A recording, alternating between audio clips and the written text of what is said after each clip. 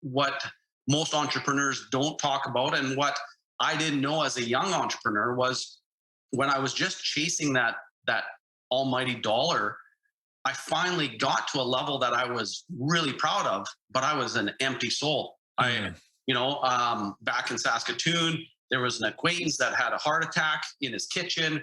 His wife takes him to the hospital. And here I am at that point in my life, about 40 years old, and going, you know what? If I don't change something, that's going to literally be me. And then that was that moment of going, you know what? All this financial success, if I can't enjoy any of it, then what really is the purpose of it? If I'm not around for my kids, if the kids and the wife and the family gets to enjoy this financial benefit, but if I'm not part of that equation, then what is the real purpose of what I'm doing? Yeah.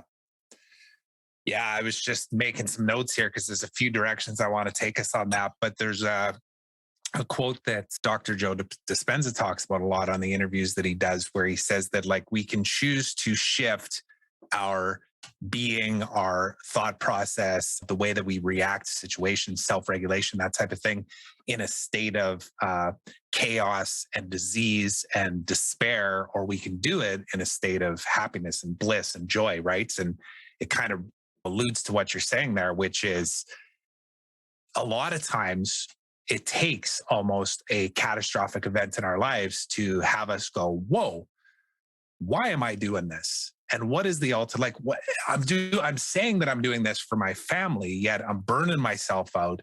And I know, and we'll go down this path, I'm sure, because you were commuting a lot back then. The transition from where we're both from in Saskatoon out to the Okanagan came with this level of excitement of all right, I'm moving to the Okanagan, because for anybody that doesn't know that's watching this, because now there's people all over the world, but it's literally the paradise area of Canada, right?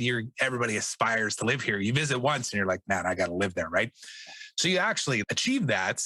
And yet you were just so into your business and working so much that there was other parts of your life that were suffering. And it kind of speaks to all of that stuff and why this conversation is so important. Anything come up for you there? And then I really do want to jump back to when we first met even too, and just talk about that, Darryl, and what transpired over those 15, 20 years leading it to Kelowna.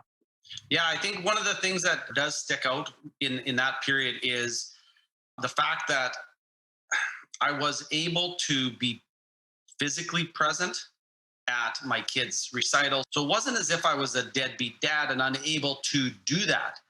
But what nobody ever really talks about is that I was never mentally present.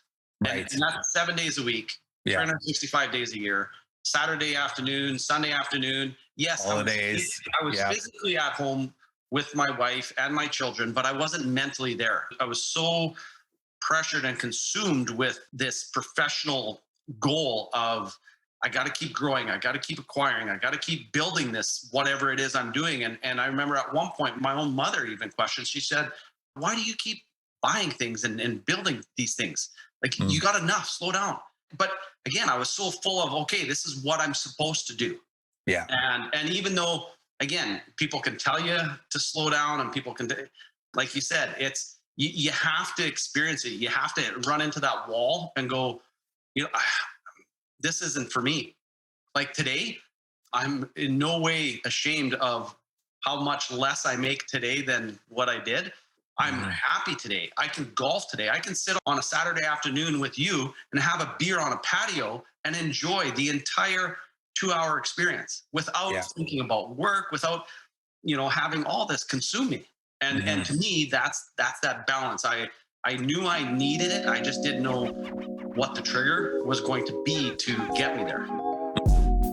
Thanks so much for watching. If you enjoyed that clip and you want to watch the full unedited episode, go ahead and click over here. And while you're at it, don't forget to subscribe. It really does mean a lot to me. Thanks so much.